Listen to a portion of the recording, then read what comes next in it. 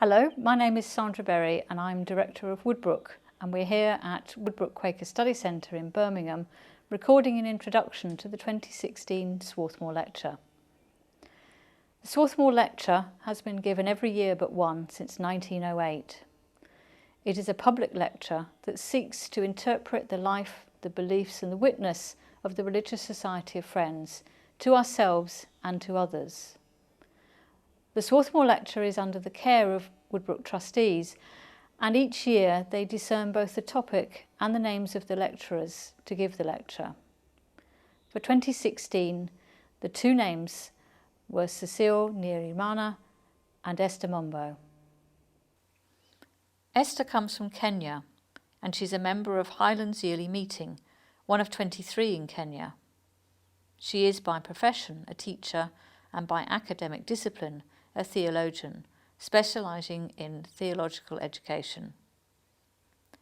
In her professional life, she has worked for the last 25 years or so in various social services and has been engaged in seeking to make education accessible to all, since she believes that an educated people are less vulnerable to being manipulated by those who abuse power.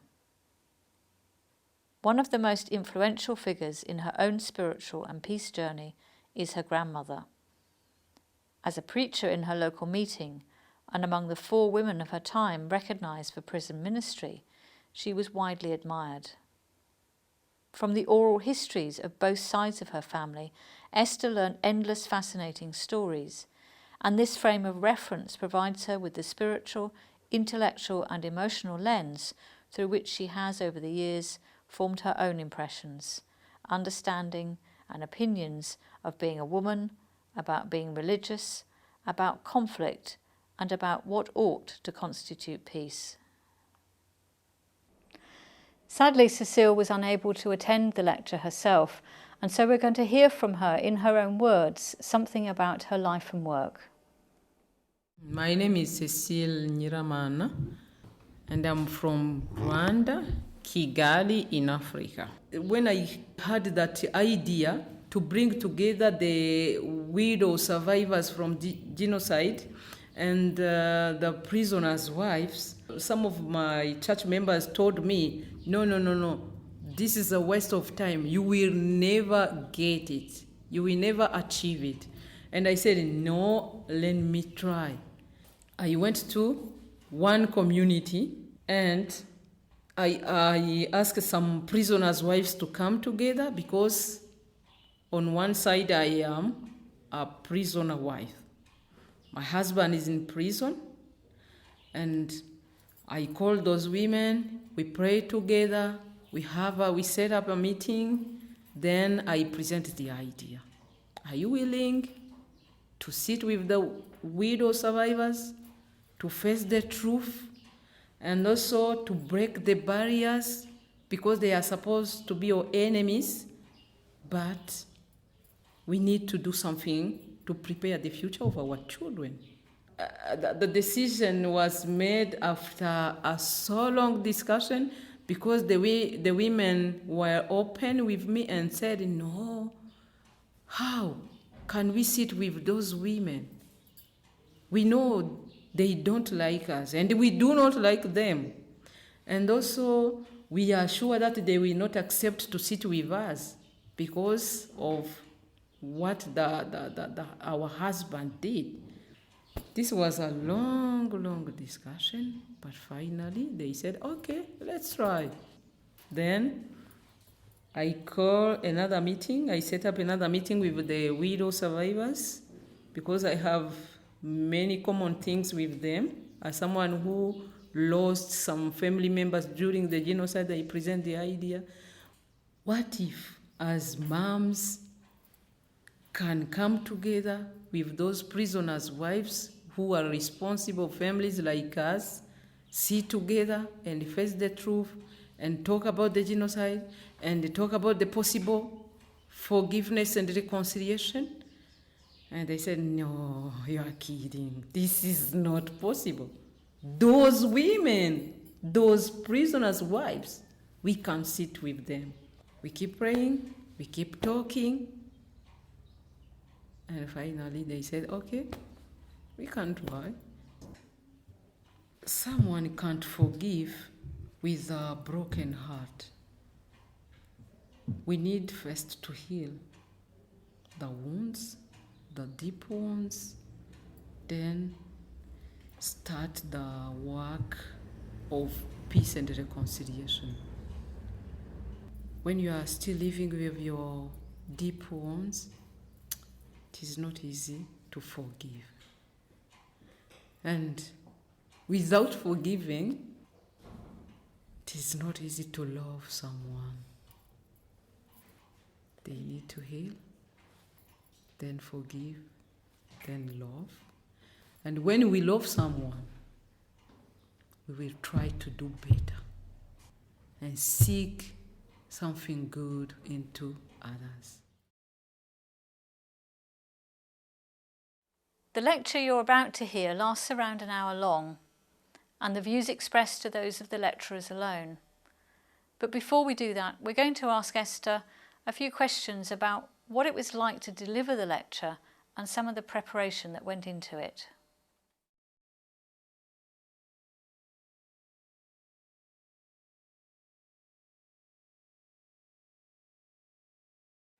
When we received the letter of invitation, it was said to us that yes, two of us had been asked to do the lecture.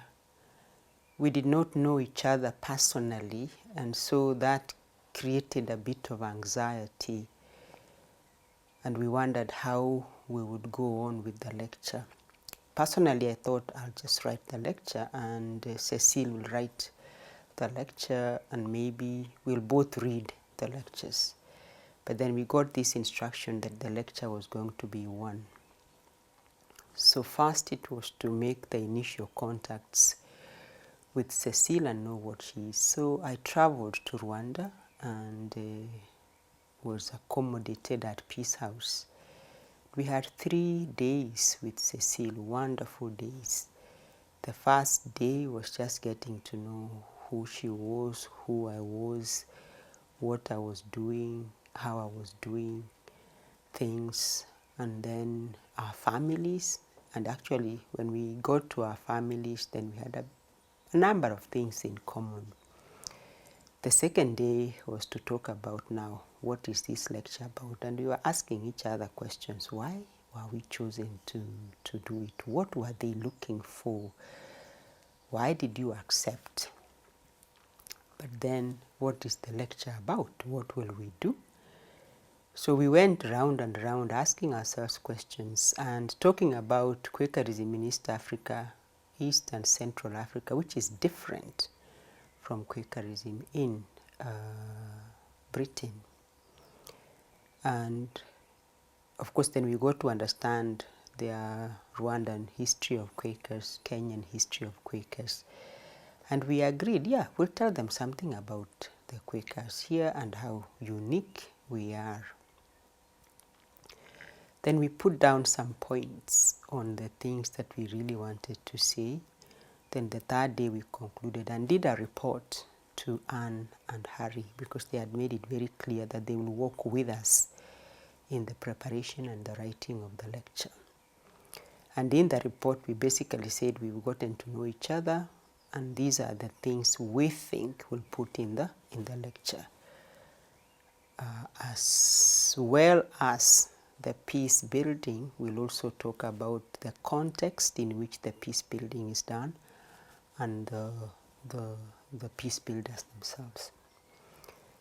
We received comments back from Anne and Harry saying, oh, this is wonderful, it's a good start. So we will meet now with Anne again. So Anne asked us to meet and we agreed we'll meet in Rwanda. So she came to Rwanda.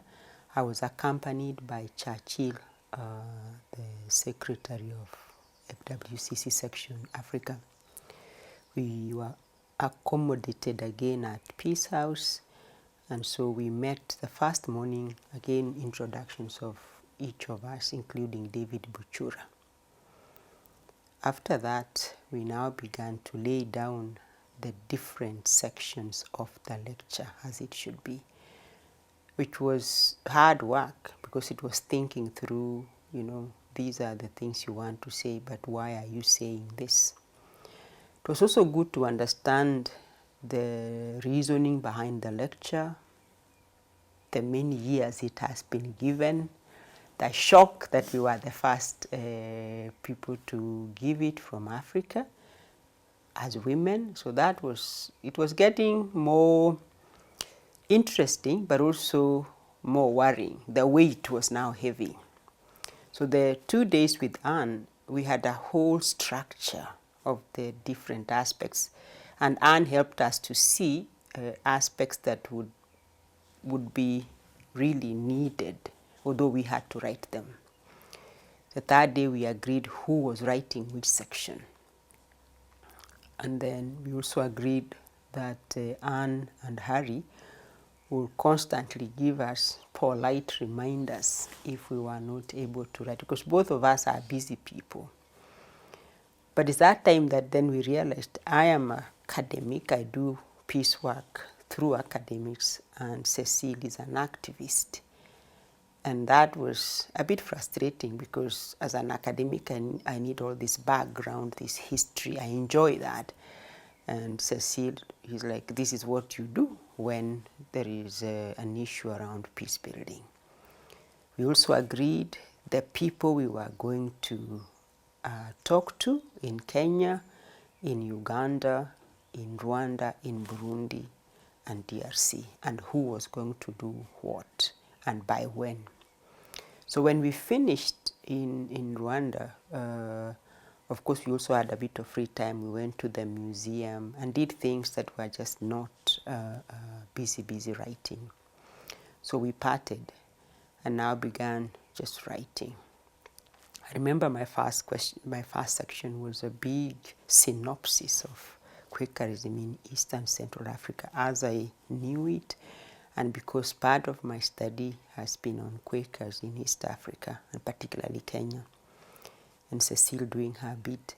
And when we sent it, of course, we were told this is good, but really this is not what is expected of the lecture, which was a bit disappointing. So I've done all this work and you are telling me that I need to cut or do this and that. But we continued to now write. We didn't meet again, but it was just writing. So we were on draft 1, draft 2, draft 3, draft 4, draft 5, 6, 7.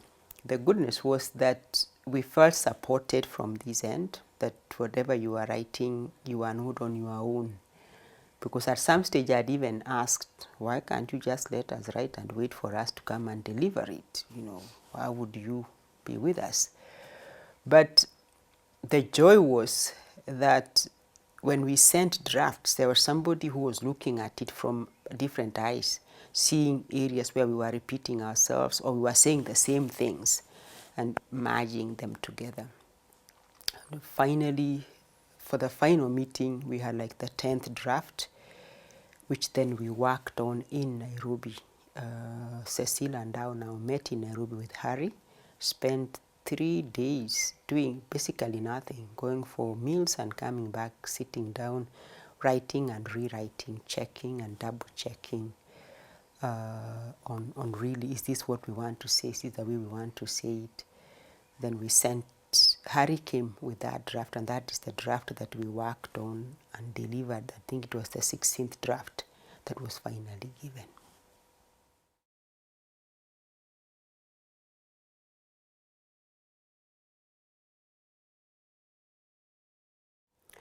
It hit me really, really hard. We agreed when we met the last time that we will arrive on the 25th, which was a Wednesday.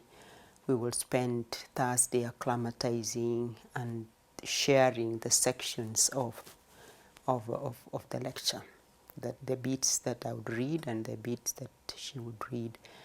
We even made plans on how we were going to start the lecture. We said things, or maybe because we come from programmed meetings, we'll sing a song and start it that way because that is our uniqueness. And in peace building, song is very important for us. So on the Friday, it was clear she was not going to come. I had the whole of this lecture to deliver. And I think I remember telling Harry and Anne, oh, maybe I should also pull out. But of course, too late. I was here. I had to deliver it. So on the Saturday morning, I came, I checked the microphone and went back. And I spent the whole morning and afternoon reading and reading that lecture. Because there were sections I was sure I don't worry because I know them, but somebody else would read them. But now I had not only to know them, but I had to ensure that I was engaged in even those sections, although I was engaged in the whole lecture. So I practiced it. I stood in my room, practiced reading it, practicing some of the names that maybe were difficult that I wasn't sure of. And still in my mind, I thought maybe I'm not alone. You know, she's still here. But the thing was that I felt she was with me because it's that we had labored together, we had carried this together, only that at the delivery she wasn't there to help push if I used that language. So I came and stood there and really felt alone. I felt, alone. I was happy that there was Harry and Anne, who I knew, and a few other friends, but I still felt I was alone. But spiritually, there was a presence. There was a presence there because I had said her picture should just be seen. And I decided I was not going to change. If we had said we in the lecture, it was still going to remain we. But it was not the easiest of the times for me to just do it on my own. But her presence, her spirit, I would say, was there. And so talking about we, I felt I wasn't alone. And of course, the we concept as an African is a real one. We talk about we rather than I. So it was good to do that in the end.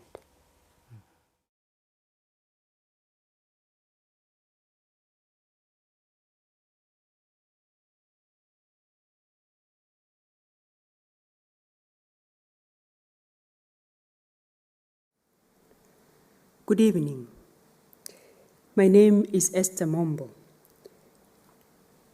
When the introduction was being done, I was wondering, who are they introducing? But it is me. Tonight, I speak on behalf of myself and Cécile Nyiramana, who, as you have heard, cannot be with us tonight. We worked together on this lecture, and Cecile is very much a part of it. So when I say we this evening, you will know that this is truly a collaborative effort, and the message of this lecture are ones that we both wish to convey. Let me start by appreciating the opportunity to convey to friends in Brittany something of the work that we and many others have been engaged in. We have been grateful for all the support along the journey and for the generosity of friends here. We also are grateful for the support of our own yearly meetings, for our family and friends. This morning I spoke to my mother and she wished me well when I said I was speaking to you tonight. In this lecture, we are going to try to give you a flavor of Quaker peacebuilding work in 5 countries in East and Central Africa: Kenya, Rwanda, Burundi, Democratic Republic of Congo, and Uganda. Over the last 20 years, these countries have experienced eternal conflicts. These have been different from country to country in their severity and their length, and some are still ongoing. Burundi is a case in point, and as we speak tonight, we know that there is fighting and many displaced people in that country. The Quakers have been directly affected and have been challenged to respond. We believe we have made a difference along with others. There have been some inspiring leaders among us, and we are going to tell you some of their stories. We have drawn on peace-building tools that were already in existence and developed some of our own, and we will tell you something about this. We can also see several general themes in this work, which seem to us to be applicable far beyond our countries, and perhaps to you. We believe you have invited us here not only to inform yourselves, but also because you can see some of the same themes in your own context. And we hope that some of what we will say will speak to your concerns as well. Our motivation for engaging in peace comes from our personal experiences and also our conviction as Christians following the teachings of Jesus on peace. In Cecile's own words, I say, my involvement in peace comes from the experience of the 1994 genocide against Tutsi in Rwanda. I grew up in a good family with my brothers and my sisters. When pursuing my studies in university, I met my future husband and we decided to get married. Then the genocide came and destroyed so many lives and broke so many relationships between Rwandans who used to be one people. Personally, I lost relatives, friends, and my mother. The genocide left incredible consequences there, where many widows and orphans, and many properties were destroyed. In addition, there were many separated families, where most of the husbands had been arrested and imprisoned, and the others had fled the country. Trauma, suspicion, broken hearts, and relationships were the major issues. Then Rwanda yearly meeting started a relief program. Then in 1998, they began a conflict management and healing program. I was among the first group to see the light shining in the darkness. Then as a mother whose husband is still in prison and who lost family members, I was inspired to do something. I was pushed by the hardship I suffered to heal my broken heart and rebuild relationships for the sake of creating a common ground and safe space for the future of our children. This is why I initiated the groups of women in dialogue, which bring together the widows of genocide survivors and prisoners' wives to work towards reconciliation. I have been doing this ever since 2001. Peace building is my passion. For myself, as a young woman, my grandmother talked to me about the Quakers and peace. She told me that Quakers are people who are not engaged in war. She spoke about how her husband was conscripted to war and died in war. He was taken and told he would not be engaged in war, but support of the wounded. But she still said it was against Quaker ideals to go to participate in war. During the 2007 elections clashes, my brother and my family his family lost everything because he was living in a place that was not within his tribe. After a long wait in a police station, he found his way to a safe place. Losing everything meant his children could not go to school. And as a family, we had to see that his children went to school. I experienced what lack of peace meant as we dealt with my brother's shock and others like him. Being affected made me to be engaged with peace initiatives in the region. As well as our personal experiences, the motivation for peace is rooted in Quaker belief in the dignity and worth of all human beings, because they are created in the image of God. As such, it is not the will of God for people to be oppressed by poverty, hunger, disease, or tyranny.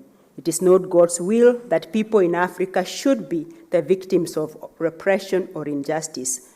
God desires the peace and prosperity of all. The social conditions prevailing in East and Central Africa are a major hindrance of the gospel of Jesus Christ. Making peace is promoting the activities that will render peace possible, feasible, and practicable. Making peace is removing the obstacles that prevent peace from being realized. Let us begin with a quick picture of Quakerism in our countries to set the scene. It is important to note two things from the outset. The first is that about half the Quakers in the world are in Africa. Most are in East and Central Africa, from where we come, and which is the focus of this lecture. Though there are small numbers in the Southern and West Africa too, the majority of Friends in our region are in Kenya. The estimated number of Friends in the region is 600,000. Secondly, in Africa, the different Quaker traditions of unprogrammed, programmed, evangelical, and conservative meetings converge. There is one unprogrammed meeting in Nairobi, but the majority of meetings in East and Central Africa are programmed or evangelical. Programmed meetings are aligned to the Friends United meeting, and evangelical meetings to the Evangelical Friends Church International, both headquartered in the United States.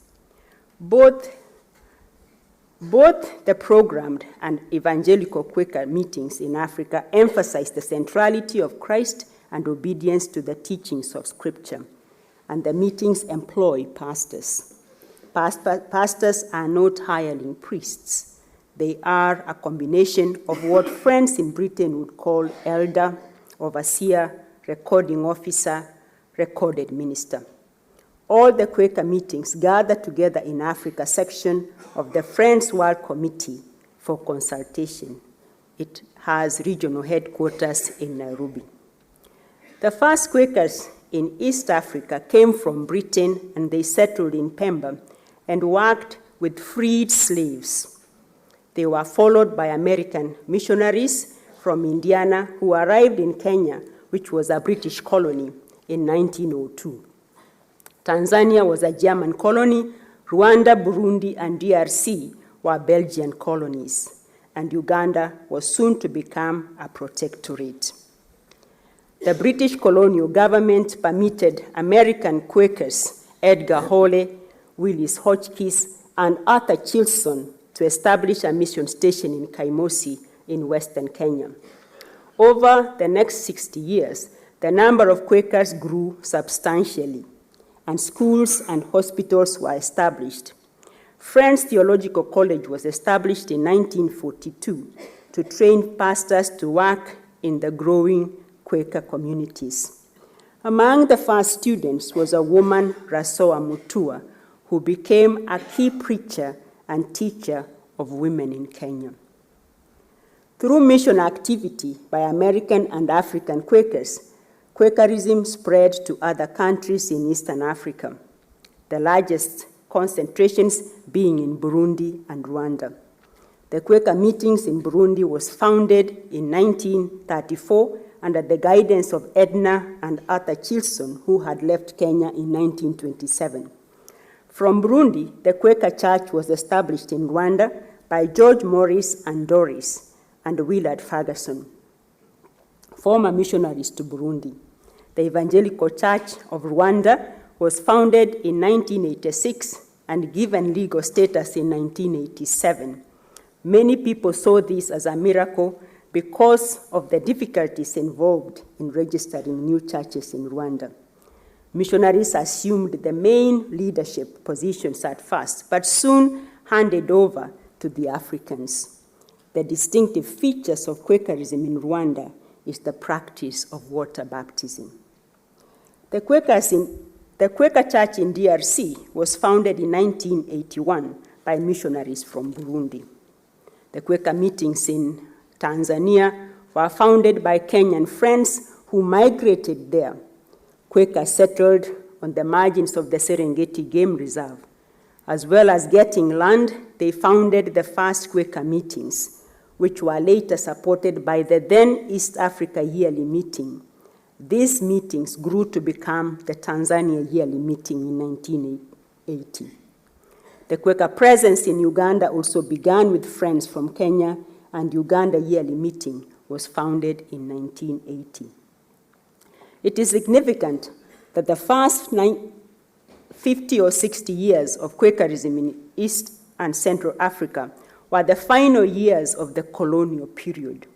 The process of colonization varied between countries, but it often heightened ethnic tensions such as those between Kikuyu and other tribes in Kenya, and between Hutu and Tutsi in Rwanda and Burundi. These tensions have remained aspects that Africans have had to deal with in relation to peace building. Conflict and violence is what characterizes most of the continent, and our region is not exceptional. For a period now, ethnic relations-related violent political conflicts have been experienced in the following countries, where Quakerism is a part of the Christian tradition: Burundi, Democratic Republic of Congo, Rwanda, Uganda, and Kenya. Tanzania is exception. From the 1980s to the 1990s, Rwanda came into the international spotlight for a host of reasons, including ongoing conflicts, a record of severe human rights abuses, and the actions of successive governments that seriously violated the rights of citizens. With impunity, the ethnic divisions were further enforced through the enacting and implementation of dehumanizing laws and policies, inequality of treatment, and differential access to amenities, basic services, and the protection of the state. As a result, many Rwandans left the country as refugees, settling in neighboring states and further abroad. In 1990, the Rwandese Patriotic Front, based in Uganda, began a war against the Kigali government. This caused political instability, higher levels of poverty, infrastructure destruction, and internally displaced people. In 1994, an estimated 800,000 Tutsi and moderate Hutu were killed, and 2 million refugees fled the country in one of the most brutal genocides of the 20th century. In 1995, the UN called for an outreach program to help prevent future acts of genocide. The Day of Remembrance of the Victims of the Rwanda genocide has been observed in April each year since 2004, 10 years after the genocide took place. Many people around the world hold memorial ceremonies that include candle lighting and a minute of silence to honor the victims of Rwanda genocide. The UN Day is also a time for diplomats and key community figures to talk with communities about the atrocities of genocide and the importance of working towards peaceful way of life. Student conferences, exhibitions, and other commemorative activities are also held. Burundi has experienced intermittent internal conflicts for many years, and this has recently begun again. After a period of relative calm, as we give this lecture, the situation is volatile, with many displaced people and the deaths of some. Dialogue appears not to be making any headway. In northern Uganda, the conflict in the Acholi district caused by the Lord's Resistance Army began in the 1980s.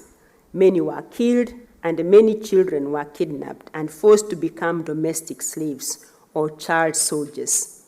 The aftermath of this continues, with many traumatized people needing ongoing support, as we shall be showing in the testimony of Great Kichoncho later in this lecture. On the whole, Kenya has been a relatively peaceful space, but the 2007 post-election violence threatened this profoundly. Within a few days, more than 1,000 people had been killed, and over 600,000 rendered homeless, while a significant number were forced to flee their homes and became internally displaced people. The issues behind this conflict were to do with ethnicity, failed political processes, and economic disadvantages.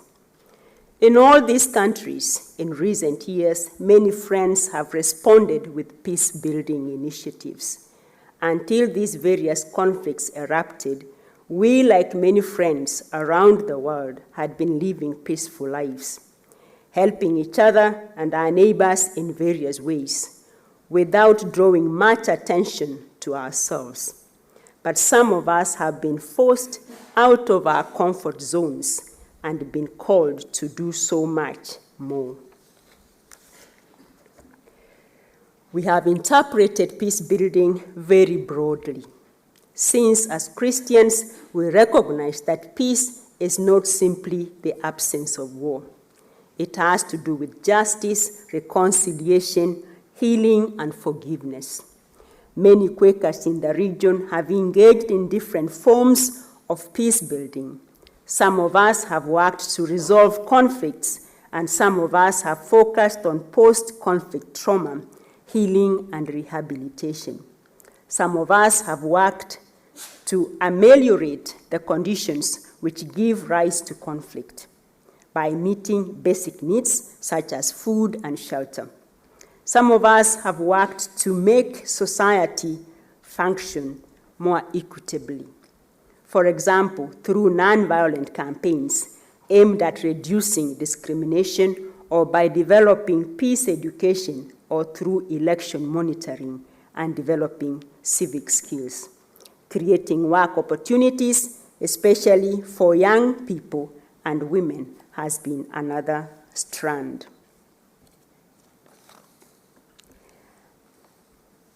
An important aim of our peace building has been to help communities to heal and be reconciled to each other so that they grow together as communities. Violence causes segregation along identity lines, with individuals and groups becoming isolated and exclusive, claiming that they are only safe when with my people. As Quakers, we embark on peace building to help reconcile people to God, to neighbor, and to nature.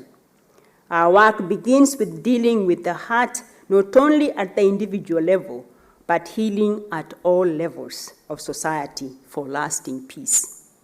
We do this because conflict in our region is rooted in the politics of exclusion, in which people find themselves denied their identity, their freedom, or resources.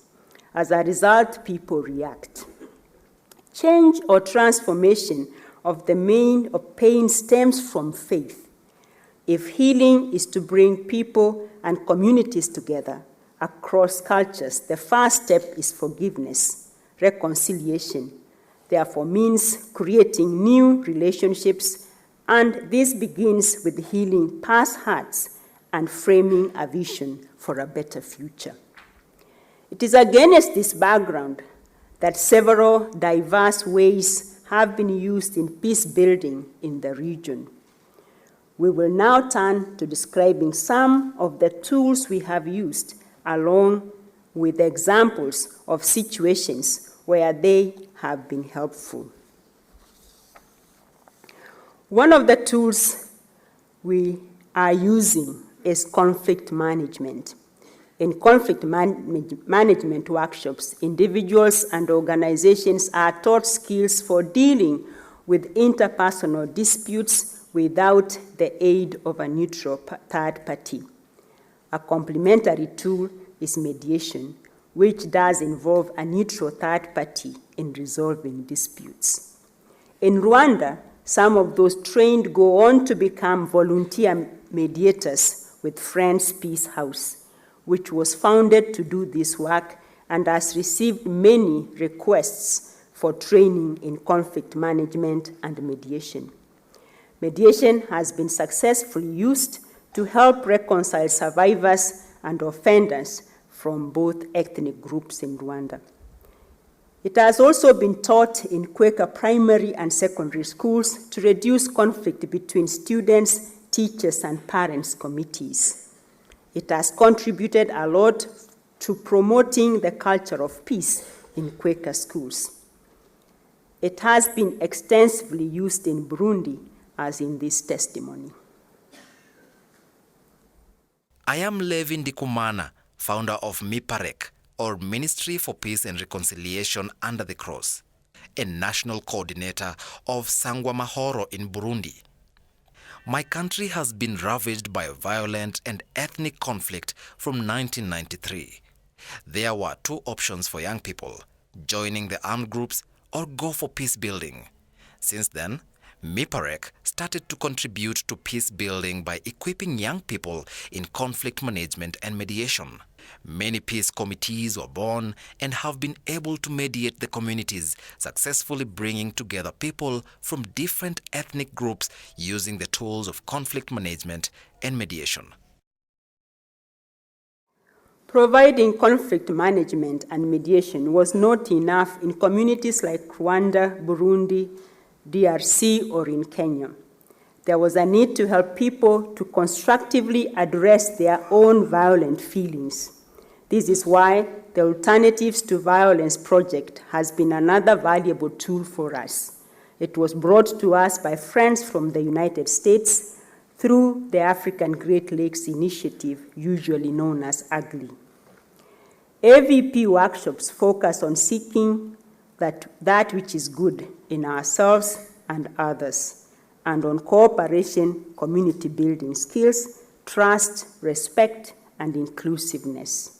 They foster communication skills, deep listening, speaking with clarity and responsibility, all leading to conflict transformation. AGLI introduced AVP in Rwanda in 2001, Burundi in 2002, and Western Kenya and Nairobi in 2003, and Eastern Congo in 2005.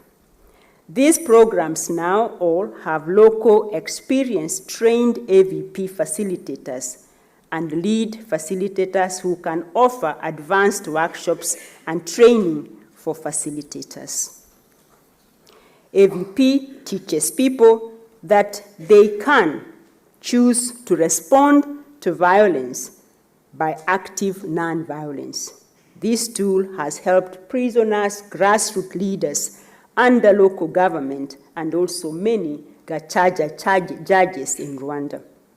In Rwandan tradition, Gacaca, a word meaning justice amongst the grass, is a form of truth and reconciliation and restorative justice, which was adopted in 2001, following the 1994 genocide. The genocide led to the deaths, torture, rape of an estimated 800,000 people, and there was a need to develop an effective way to try the more than 100,000 people accused of genocide and war crimes. It was estimated that it would take more than 100 years to try such a massive number of accused using existing justice methods. The solution was to adapt the Gacaca system to work in concert with the International Criminal Tribunal for Rwanda to ensure that justice was speedy but also fair. The Gacaca court system necessarily evolved to fit the scenario from its prior form. The Gacaca courts are designed to promote communal healing and rebuilding. Rwanda has especially focused on the community rebuilding, placing justice in the hands of the trusted citizens. Though these judges had been trained, it became clear that they needed peace-building skills. That's why Friends Peace House decided to use AVP to build their capacity to seek that which is good in others, and to work on cooperation, building trust, respect, and inclusiveness. They also learned communication skills. This was in Western Province, Goma District, and equipped the judges as well as community leaders, as mentioned in the following testimony. I am Cecile Marceline from Rwanda Friends Peace House. I remember when we organized AVP training for the community leaders from Ngoma District. The Vice Mayor of Good Governance told us that AVP is a tremendous tool for good governance. The skills we have now will help us to respond peacefully in a situation of violence. It will as well help us leaders to treat peacefully those who are coming to us. We will be able to listen and understand them and find ways to solve their problems. We are grateful for this important tool for peace. Also, these days, AVP is helping prisoners in Rwanda. Most of them are confessing, saying that they have never realized that there is the option to respond to violence by non-violence. If they would have known AVP before the genocide, they would not be in prison. They are promising to use AVP principles in prison, their families, as well as in their respective communities when out of prisons. One major consequence of tribal and ethnic conflict in Africa is deeply wounded and broken hearts. It would be impossible to reconcile communities without considering the unhealed wounds and the deep traumas many have experienced. This is why a new tool was developed in Rwanda and Burundi, Healing and Rebuilding Our Communities, or HIROC. This program takes 10 people from one side of the conflict and 10 from the other side for a 3-day workshop. In Rwanda and Burundi, this means Tutsis and Hutus. HIROC believes that in every person there is something good. This is a radical notion in societies where most members have witnessed neighbors and even family members committing gruesome acts of violence, and where both victims and perpetrators of violence experience trauma and its after effects. Healing from trauma and building peace between groups are deeply connected. It is not possible to successfully do one without the other. Trauma healing and peace-building efforts must happen simultaneously. HIROC slowly builds trust within the group as the first stage. It is common for participants to be wary of attending workshops, fearing they might be a trap or where they will be attacked, sent back to prison, or killed. Through experiential activities and cooperative exercises, participants begin to relax, opening the way to the second stage known as remembrance and mourning. In the workshops, a forum is created for participants to pay tribute to their losses and to share grief with others. This process helps to humanize the other, leading to the final stage of reconnection. Many program participants report having felt very isolated in their grief and their reactions to trauma they have experienced. The workshops became an important first step in realizing that they are not alone. As one recent participant, a genocide orphan, wrote in our evaluation, "I was thinking that I have nothing in me, but I found that I can even use my wounds to heal other people. And I found that there is a good thing in every person, even though he or she is full of trauma and problems." Another important aspect of reconnection is the process of rebuilding relationships across the lines of Hutu and Tutsi, thereby strengthening the fabric of communities torn apart by a long history of violence. The testimony of one participant illustrates this. I am Solange Maniraguha from HROC Rwanda. Firstly, HROC helped me to heal my heart's wounds. It is not easy for a broken heart healer to listen to someone traumatized. But what I like from HROC, it is helping to discover yourself, recognize your wickedness and trauma, rehabilitate yourself, then try to help those who are in need of healing.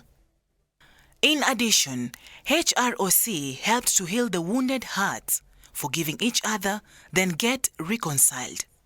For example, in Gisenyi community, 2 families reconciled successfully. One survivor and a released prisoner who attended HROC training decided to forgive each other, and now their families became real friends. They are helping more people in forgiveness and reconciliation.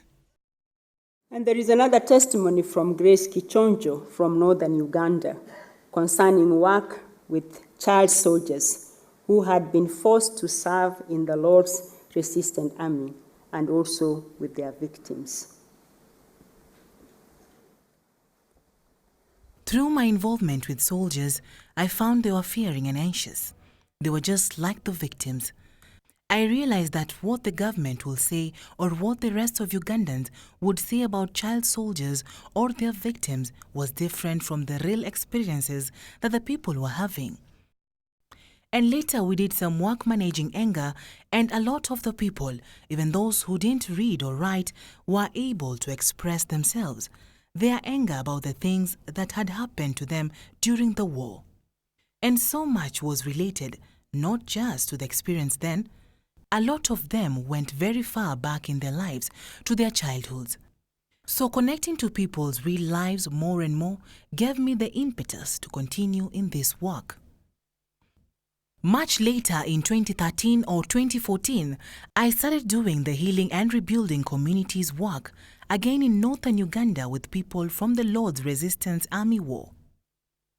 I wouldn't know how to describe it because there were times you would get in a room and somebody will tell their story and start screaming and crying. And I would think, how are we going to manage? We only have 3 days. People are screaming and they're showing there is a lot of pain. Are we just not going to leave them with open wounds? But that short time, rebuilding community, having people share together, see that there are other people with pain, allowed healing to take place. Friends are among the people in this world who are still doing great work, who still believe in not necessarily publicizing themselves, but working from their hearts and continuing with whatever group of people it is, whether poor or rich, in their simple way, doing great things, extraordinary things. We know that addressing the root causes of conflict is better than dealing with the consequences of conflict. Poverty is one hindrance to sustainable peace. A new tool trains people in entrepreneurship and to set up saving and credit programs to reduce poverty, including microcredit schemes. This tool is used to change the mindset of the community in terms of economic empowerment, to open up their eyes to what they can do, provide sources of startup capital, and show them how they can work together to generate an income to improve the standard of life of their families. Economic empowerment contributes a lot to sustainability of the peace work. For instance, in the community of Bugesera in Rwanda, survivors and released prisoners got trained in HIROC and AVP and now construct houses together. They stay together, living in the same neighborhood, and were reconciled and forgave each other. Now they are still working together to share in the country's message of forgiveness and reconciliation. The final tool to mention is Turning the Tide. Turning the Tide is a training program developed by Quaker, Peace and Social Witness. It aims to help people use the power of nonviolence to turn the tide of injustice, oppression, and disempowerment, and to build an inclusive, sustainable, and fair world. They offer workshops, speakers, advice, and resources. The Turning the Tide website described nonviolence thus: nonviolence is a way of activity confronting injustice, not doing nothing, not responding violently, not running away, but struggling creatively to transform the situation. It's about doing conflict better, bringing about change without doing harm. Turning the Tide has been working in Kenya since 2009 to help local activists stand up for human rights and social justice. Turning the Tide has also worked in collaboration with the East Africa Peacebuilding Program, another initiative of the QPSW, that provides an extensive program of training courses teaching nonviolent direction action in Kenya. Turning the Tide has been extended to Rwanda in partnership with the Rwanda Yearly Meeting and to Burundi in partnership with MIPAREC to encounter local peace activists to make their voice heard while advocating for human rights promotion as well as social justice. Here is an example from Rwanda. I am Daniel Nteziyaremye, one of the TTT workers. In Rubavu District, Western Province, the community-based non-violence campaigns have already been started by the resource people. They identified a case of injustice against an orphan who was about 17 years old and who had been raped by a neighbor. She got pregnant, and then the family decided to keep quiet. Her stepfather and the neighbor decided to hide her in some family room prison until they got ways she could abort. The TTT resource people mobilized the community, shared the case, and then got more news about all the forms of injustices that had occurred to that orphan. Once the TTT agents got information, they decided to work with the local governance leaders to plead and advocate for the girl. Then, they came together with the community and talked to the girl's family and father, and later asked them to free her from the prison where they had put her.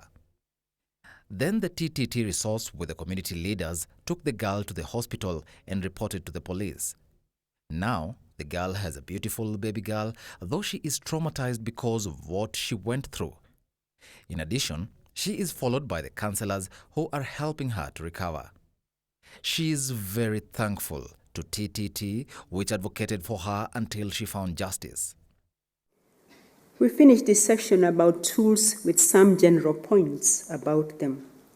All of these different tools have been translated into local languages to be domesticated and be more effective. They can also be adapted to meet the needs of the community concerned.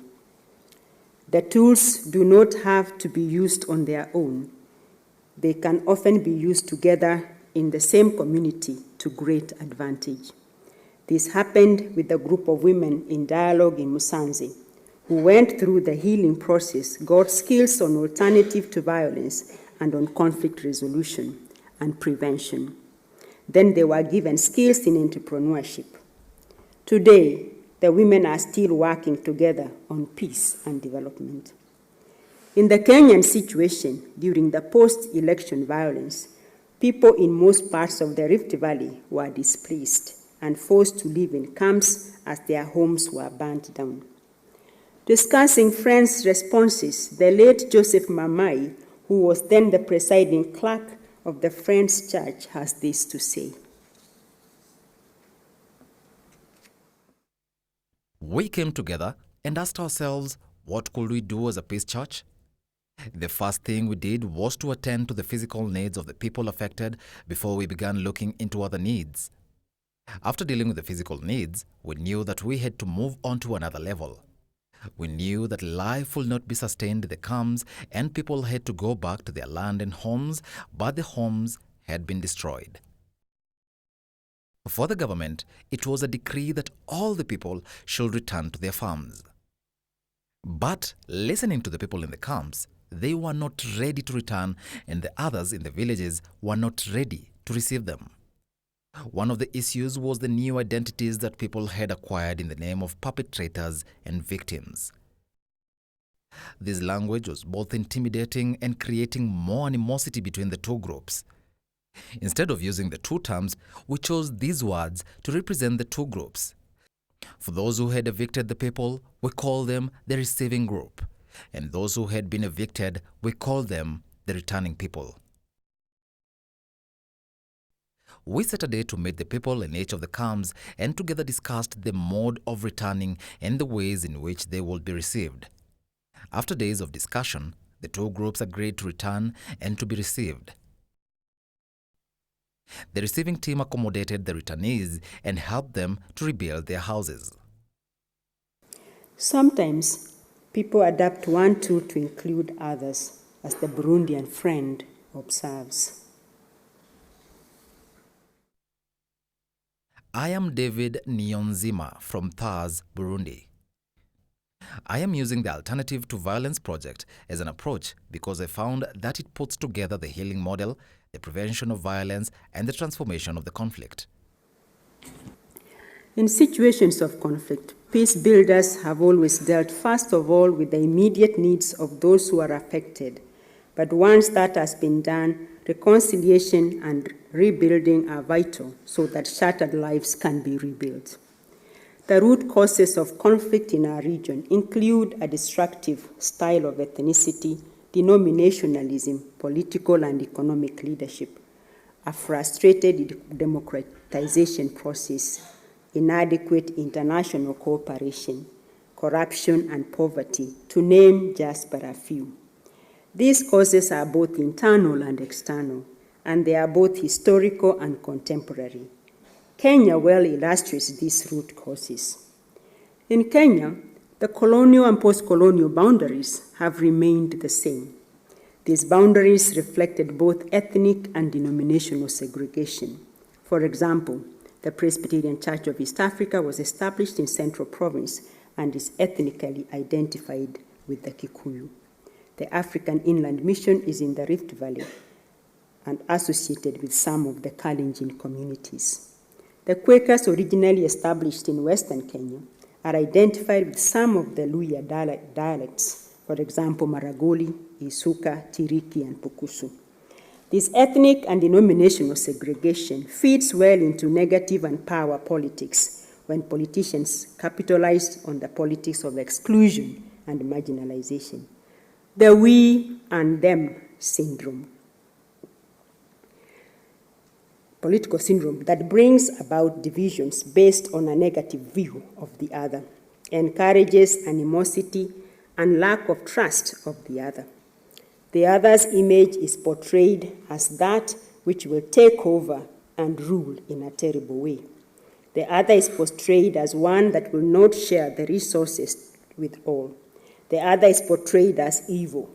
In this situation, the youth are manipulated and used to fight each other rather than asking questions of the politicians about what structural plans they have for enhancing growth. When peace builders address the root causes, they can help people to better understand the dynamics of conflict. In doing this, one does not shy away from naming the historical grievances around cultural, ethnic, social, and political tensions that continue to rock communities.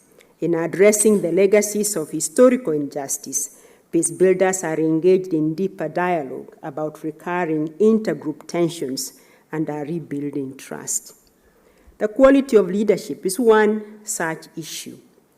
During her Nobel Peace Prize acceptance speech in Oslo on 10th December 2004, Kenyan laureate Wangari Maathai said, "I call on leaders, especially from Africa, to expand democratic space and build fair and just societies that allow the creativity and energy of their citizens to flourish. Those of us who have been privileged to receive education, skills, and experiences, and even power, must be models for the next generation of leadership." The challenge that Wangari raises is not uniquely African. There are other places in the world with similar issues. Since we are talking about one region where the Quakers are engaged in peace building, we will illustrate it from that angle. Our region has been through different constitutional changes, and each of the constitutional processes has included the period politicians can stay in power. The terms vary, but one of the root causes of conflict is people remaining in leadership positions for a long period of time. This creates fear and does not encourage growth or healthy opposition. The cycle of poverty and all bad leadership can lead to election violence, as propaganda, fear, and intimidation are used to silence any voices that are contrary to the voice of those in power. One would conclude that lack of good governance contributes to many of the conflicts in our society today. In addition, the obstacles to the achievement and the maintenance of peace and good governance across the region are embedded in patriarchy as exhibited in practices that thrive on discrimination and exclusion on the basis of age, gender, ethnicity, or religion. The Christian Church is not free of these problems internally, and the Quakers are not either. Using the different methodologies to approach peace building among Quakers, for example, is a safe space to begin. Within the same tradition, people are able to address difficult issues, often avoided, that cause recurrent tensions or prohibit healing. Free from outside judgment, the use of familiar language and the history for self-critique and constructive inner work is a source and example of peace work. Poor sharing of natural resources is another root cause. In discussing peace building, one cannot avoid the issue of reconciliation to God, neighbor, and environment. In our work, we discover that poor sharing of natural resources breeds tension, conflict. The election of leaders is based on how the natural resources will be divided and what one region will get over the other in a given context. Poor sharing of natural resources breeds conflict. In places like DRC, which is rich in minerals that would bring good revenue to the country, conflict and war has made it hard for people to benefit from what is within their reach. Instead, the communities are embroiled in conflict, and the leadership of the land and those from outside benefit from the natural resources. The leadership is capable of stopping the wars and creating governance that supports and benefits all. However, the leadership benefits from the natural resources while the masses fight. While this is viewed as an internal affair, there are external forces as well, namely the international community, for whom conflict can be advantageous as they can continue exploiting the natural resources. It is true to say that conflicts in Africa and in our region in particular are at times a source of income for various vested interests. Within the East and Central Africa region, there are little or no economic opportunities. The population explosion has produced uneducated youth who are frustrated because of unemployment and who lack capital to start up a business. The challenge of urban migration for better pastures has led to a steady growth of slums where the tensions and frustrations are concentrated. In rural areas, grievances are most pronounced over land access and alienation from land. Most of these grievances are rooted in a sense of ethnic or sectarian marginalization. These grievances have been easily tapped and sometimes manipulated by political elites. High levels of poverty create animosity among people, and especially when they are electing leaders, both in the religious and in the public spheres. Those who experience poverty can be divided into two categories: the marginalized and exploited. The marginalized are those who are outside the prevailing economic system, such as the unemployed, the homeless, the abandoned children, the disabled, and the aged. The exploited are those who are treated unjustly by the socio-economic system. Corruption has also been named as another root cause of conflict when people take what is in the public coffers for themselves and their own families. The scandal of poverty is real in most of the countries in the region and is another root cause of conflict. Each government that is voted to power uses the need to wipe out corruption, but fails to do so and is voted out. So there is a need to work strategically on the political and economic system involving all people if fundamental change is to occur. Quaker peace building in the region has paid more attention to the grassroots than the strategic context. However, where grassroots work is extensive, it can often come to the attention of the political and other leaders and be adopted by them in some forum. Cecile has a personal experience in this, and these are her words. In 2001, when I started to bring together the widows, genocide survivors, and prisoners' wives, most of my church members told me that it was in vain. But committed to accompany the process of reconciliation, those two blocs who were supposed to be enemies, using the tools like HIROC, AVP, and conflict resolution, the women released their anger and sorrows, forgave each other, and decided to work together to bring a message of peace and reconciliation. Some of their husbands have confessed, been forgiven, have come back to their families, and are living peacefully with the survivors. Today, these groups are serving as a good example of reconciliation in their respective communities. In Kikumbi and Musanze district, they received an award from the National Commission of Unity and Reconciliation for working successfully on reconciling relationships. Another key issue is sustainability, which is closely connected to funding when it comes to peace-building work. When people read about peace building, the impression often given is that all peace work is based on donor funding. This could be called Project Peace. This is the peace work that is recognized and which hits the headlines. This type of peace work is time-limited and is dependent on the aims of those who provide the funding, so it may not be sustainable. Donor-funded peace work can lead to projects that are not well coordinated and may not meet the most important needs. Sometimes the funds unwittingly change the distribution of power and authority, since the donor may not know the local dynamics.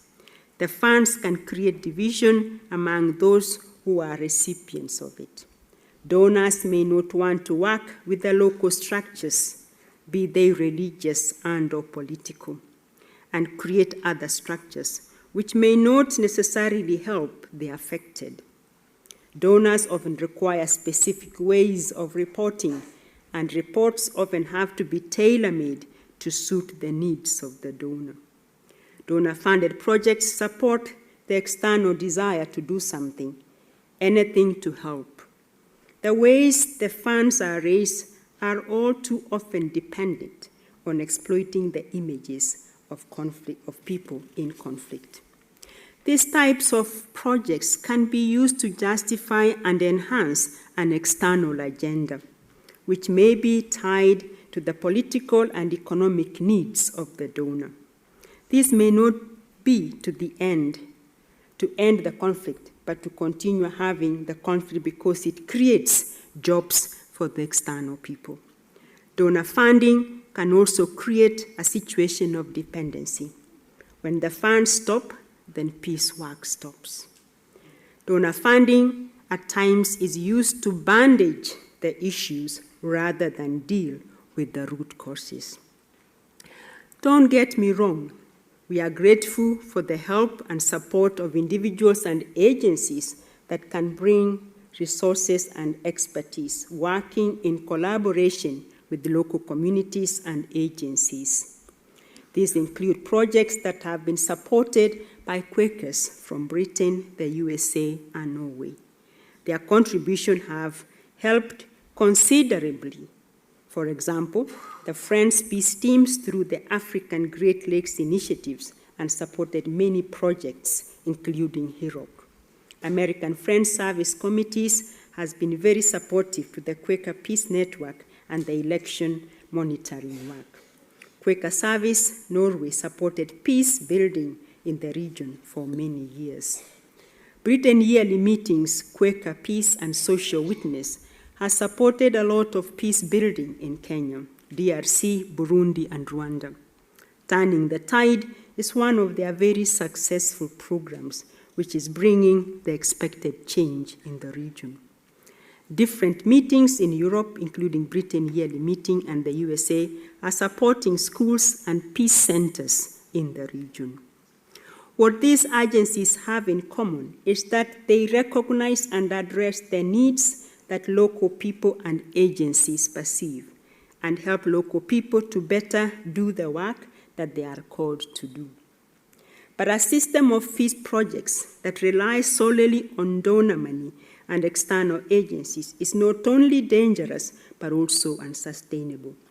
It must deal with the local political economic issues, as well as the religious, spiritual, and ethical issues. The inclusion of all stakeholders, especially women, is also vital for sustainable peace. Sustainable peace building must include recognizing the importance of initiatives by the people themselves, many of which arise from the bond between the people based on their faith. When people begin to think critically about how Quakers approach the example and teachings of Jesus and what faith in him requires, they realize that they do not need funding so much as a space to meet with each other. That is why there is an increasing number of churches in East Africa doing peace work without donor funding. Rather than waiting for donors, the people choose to develop resources that can sustain their work. These resources include supporting each person to obtain that which they do not have materially. Even where donor funding is sought, the work is based on much ongoing peace building within communities. This work is done often by women at different levels, feeding the hungry, clothing the naked, visiting those who are struck by calamity. This spontaneous work on peace is sustainable because it is based and rooted in community. The motivation for such peace work is based on the belief of the humanity of the other and the command of Jesus that blessed are peacemakers, Matthew 5:9.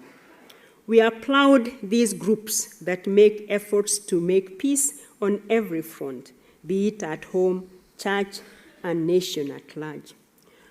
So sustainable peace work needs to be internally driven with appropriate external support. It is clear that donor funding is limited and often dries up unless there is further conflict. When communities get tired of conflict and choose to make peace, they risk losing support that they have come to rely upon. It is in this connection that a peace worker, Masisa, observes. I wish peace work was not done as a profession because its link with project is due to money, and this does not come from people's hearts but a job. For Masisa and others, peace has become a profession that pays rather than a way of life that helps us to be at peace with each other. Positive peace initiatives are rooted in the needs of the community and bring different methods of dealing with issues that bring conflict. They teach people how to avoid violence in the first place and how to work with each other in conflict or after the conflict to bring lasting peace. This includes the different and important methods of dealing with conflict that emanate from the Quaker ethos, including those we have mentioned, such as AVP, restorative justice, HIROC, and others. Burundian David Nyonzima has this to say. The peace work we are doing is sustainable in the sense that the workshops we are doing are a form of training, which will be duplicated by the trained ones. What makes these workshops sustainable is the fact of moving from the basic training to the advanced training, and the implementation of the skills and life changes are lived out by these workshops each in his or her constituency.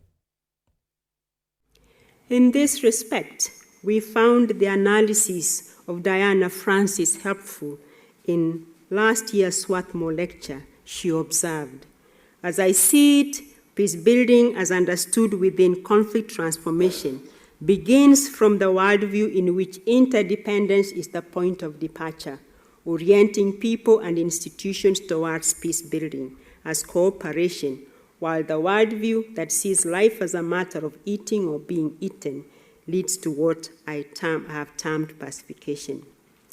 If what Diana is putting across is true, then Masiza's observations are also true. A huge number of peace networks working independently and financially supported by different organizations is dangerous because what it leads to is serial peace conference going, creating desks of peace projects that rival each other, creating reactive spaces instead of proactive spaces to deal with conflict and war. In the East and Central Africa region, some of this has happened and it is unsustainable. Sustainable peace building requires an approach to conflict, violence, and war, where people are able to speak about those issues in forums where they feel safe to speak. Peace processes should be able to move from training in safe places for just a few to being with the people in the places where they are hurting, as well as providing the spaces to discuss conflict. Sustainable peace work means including in the training all the people within conflict areas, not just dealing with the leaders who struggle to share power and often abuse it. Men, women, young people must be included in the training for peace and the naming of issues that are leading to conflict in their communities. This is the pattern and example that Quakers seek to bring to this work. Education is an important medium of peace building, and it can bring to light the root causes and contribute to dealing with those root causes. It is an important contributor to sustainability. The establishment of Quakerism in the region was through a fourfold methodology, which included evangelism, education, health, and practical services. Education became a medium of creating communities of people who are different in the way they approached issues. Peace-building courses have been offered to numerous groups through donor funding, and as one Rwandan attender observed, "I have over 25 certificates on peace, but they are not recognized in the context of studying." This remark has many implications to it and can be analyzed deeper. However, the education we are talking about in peace building is not one that is for certificates alone. It is also important that it will help inculcate in the learners the values of peace and the models of maintaining peace, because it is not just for our own good, but as faith people, it is a way of portraying our Christian ethos. As Quakers, it is our calling and our work. The peace-building short courses that are donor-funded target grassroots people who at times in conflict zones could be victims and/or perpetrators. Sometimes the grassroots people do not have any qualifications that can give them status or identity to be able to analyze conflict dynamics. Education is important and critical for peace building, and any funding process should take this seriously. An educated mass is not vulnerable to the whims of politicians who have vested interests in sensitizing the masses to vote for them or to join in battles when they lose. Education for peace is not only formal in seminars, but can take place in different forums, as in the example of Mama Peace. One day, I was traveling from Kakamega to my home in Kiminini. I was in a noisy matatu traveling to my house. I had two young men plotting an attack of a village adjacent to my home. The members of this village were from a different ethnic community from the one the young men came from. They were angry with people from this ethnic community because they had settled in their land and they saw them as intruders who had become rich from their resources. I did not like what I heard and I decided to engage them in a conversation when the matatu stopped and we alighted. I began by acknowledging the fact that they had issues that were real and painful. I invited them to my house and we continued the discussion on their pain and animosity to their neighbors who were from a different community.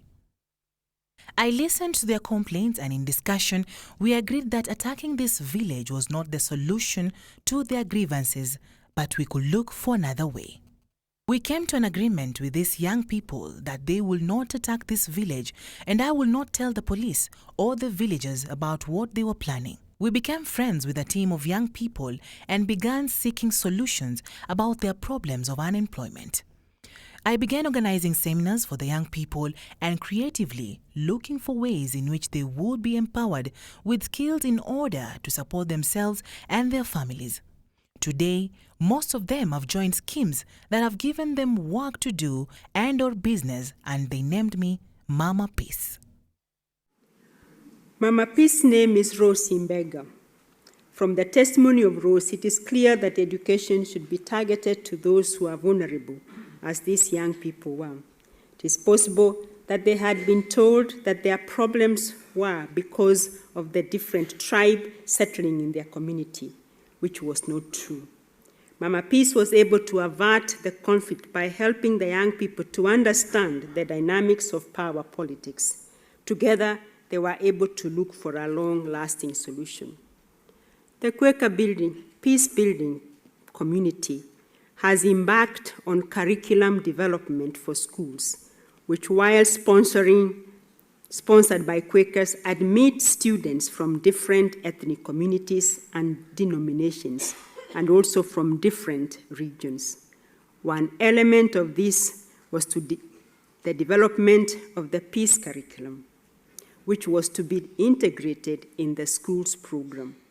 The tools of AVP and HEROC were employed in schools to create a conducive learning atmosphere among students who came from different tribal backgrounds and had been affected by the violence. As well as using these tools to help integrate the students, the development of a draft charter emerged, settling out the values and strategies that Friends schools should manifest, based on such key themes as peace and non-violence, truth and integrity, and equality. The peace education that will be long-lasting is one that is inculcated in the whole education program. Finally, it is important for us to discuss the role of women in peace building.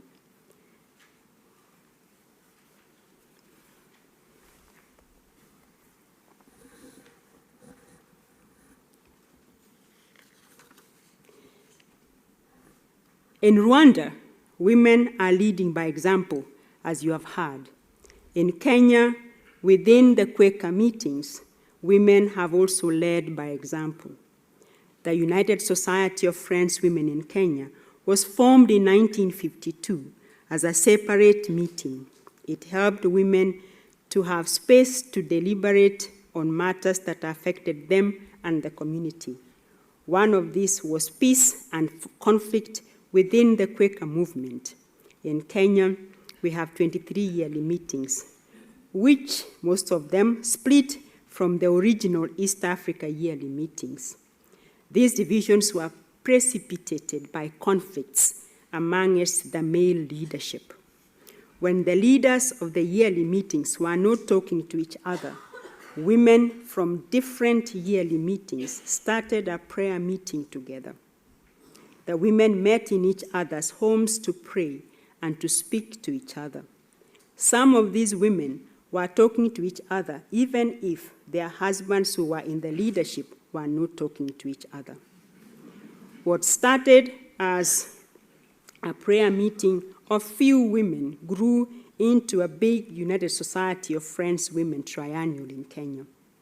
When the men saw this, they began coming together to create the Friends Church in Kenya. In this way, USFW was crucial in building peace among the meetings, leading to the formation of the Friends Church in Kenya.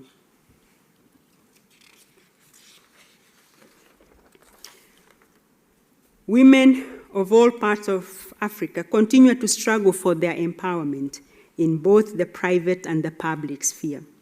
Even if some strides have been made in the political, socio-economic, and religious spheres of life. For example, in 2015, Monica Dalizu was appointed clerk of Bware yearly meeting, and in 2016, she was appointed as deputy clerk for Friends Church in Kenya. The situation of exclusion and marginalization is still the reality. In conflict zones, women have suffered many atrocities like sexual abuse, such as rape, but it is only now that the voices of the survivors are being heard. The little space that has been opened for women in peacekeeping discussions is not comparable to the atrocities committed against them. We celebrate women who have publicly raised issues of justice in local meetings and in different forums seeking justice for survivors. Women have dealt with issues of injustice affecting children in the light, for example, of HIV, AIDS. The community has had many orphans. As a result of teenage pregnancies and children born out of wedlock, many children are growing up in the streets. Their future is likely to be bleak, and they could enter the cycle of poverty and be perpetrators of violence, as they are targets for those who plan and execute violence. Women have set up different projects to cater for the basic needs of these children, seeking ways to get them out of the streets and break the cycle of poverty. These women groups focus on dealing with those that are vulnerable in society. Their peace work does not depend largely on donor funding, but on their own initiatives using available resources. Their form of engaging in peace is to empower those whom society has neglected or pushed to the margins, like the orphans, and giving them an opportunity to learn skills for survival.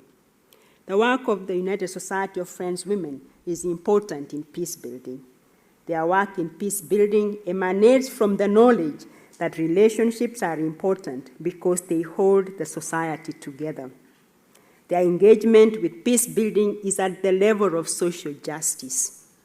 The women understand what is needed because of their experiences of injustice within the patriarchal system. It seems to us that peace building is never finished. We celebrate our successes, but there is still much work to do. Peace is a process.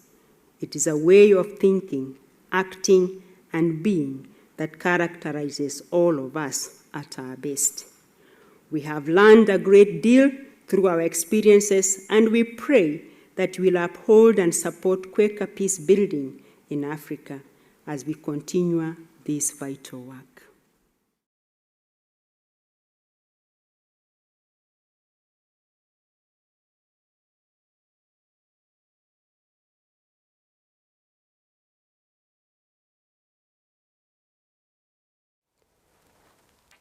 In preparing the lecture, we talked about peace projects in the region, which are many from some of them secular, others are religious based and from different countries, which is a good response for people when they see others in need.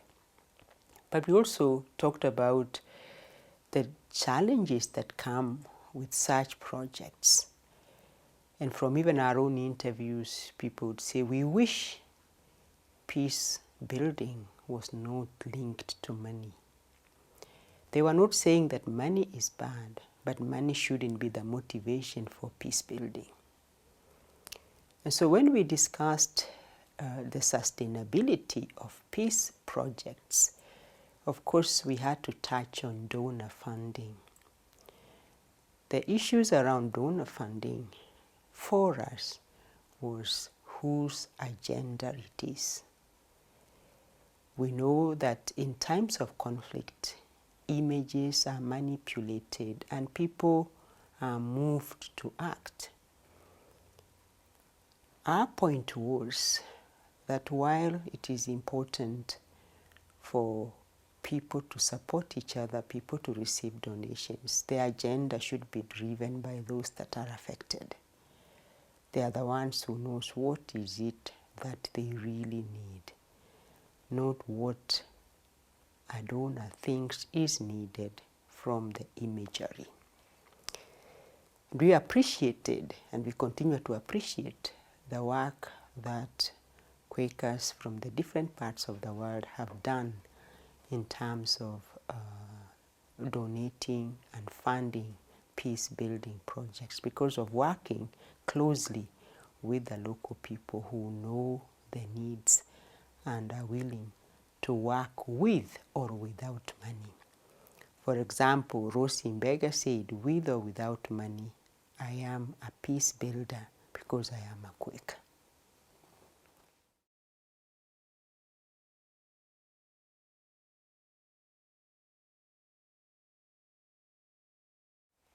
Following on from that, could you say a little bit more about the industrialisation of peace work? Like any other issue, whether it is on the basis of health, or whether it is on the basis of other forms of violence, it is true that the different motivations will come up. And in peace building in East and Central Africa, where we were dealing with, we could see that as a strong element. The industrialization of peace work, where a project is created and jobs are created, and when the funding is over, you can't even trace what was done about peace building. Secondly, industrialization of peace work appears not to deal with the root causes of conflict. And peace building for us means that we have to look for the root causes. And some of those root causes we mention in our lecture. And looking for root causes is harder than just dealing with the superficial aspects of peace. So our recommendation is that any peace work, people must be willing to go deeper into the historical injustices and help the people to analyze them and help the people to seek solutions for them. Because sometimes industrialization of peace work may not give lasting solutions. But when people own the peace processes, they are able to look for the causes and to deal with the causes so that we don't have a repeat of conflict again.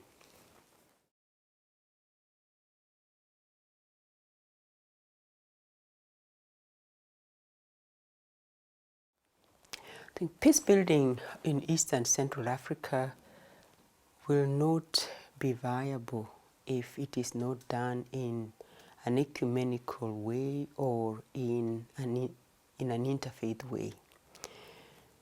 Because while sometimes it is shown as though there are different communities, there are binaries between this community and this community, that is very superficial. People within communities are different. They are from different faiths. They are from different denominations. And so when conflict arises, they are affected equally. So Quakers have had to work with others. Just you go into a community and you don't ask the Quakers to raise their hands to be helped, but you go and deal with the need. So peace building in East and Central Africa is basically an ecumenical venture. It may have a Quaker name, but in terms of the work that is done, it is done by different traditions or religious traditions.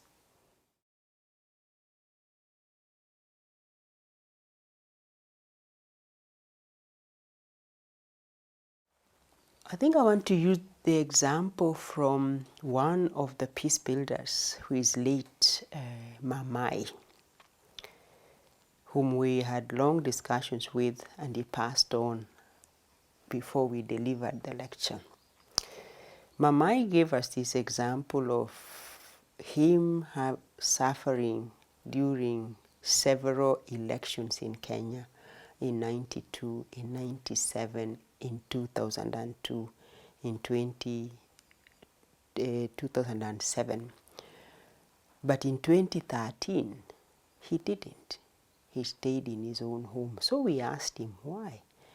And he said 2013 was different and was proof that the peace work that had been done in 2007, 2008 had been owned up. There were different processes that had been put in place in terms of election, the aspects of the constitution that had gone on within Kenya, though with many challenges. But people had realized that actually fighting your neighbors to keep in place certain politicians destroys you. It doesn't destroy those politicians. So in 2013, even when we had a constitutional questioning of the election results, many Kenyans didn't go to the streets. They said, let's follow the judicial processes and we will accept what the judicial processes comes up with.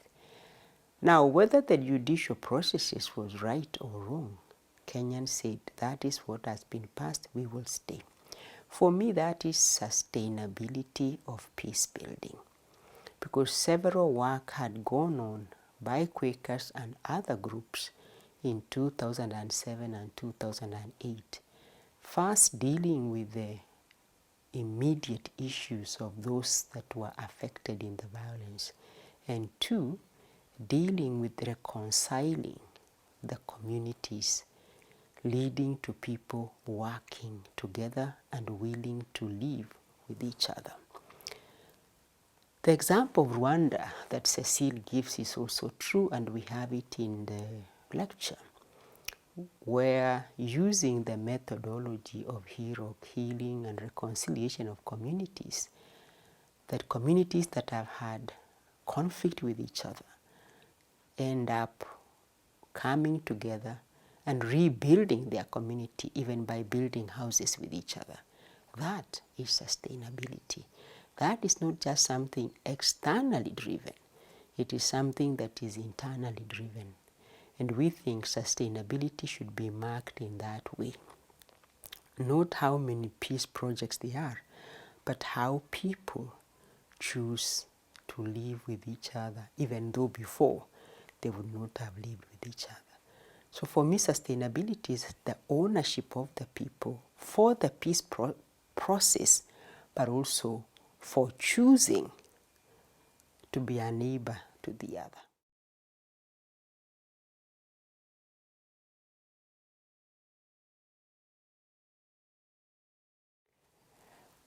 While the lecture was to show some of the ways we've done peace building in our context, East and Central Africa, definitely there are parallels from our context to your context, even though your context may not be having open conflict.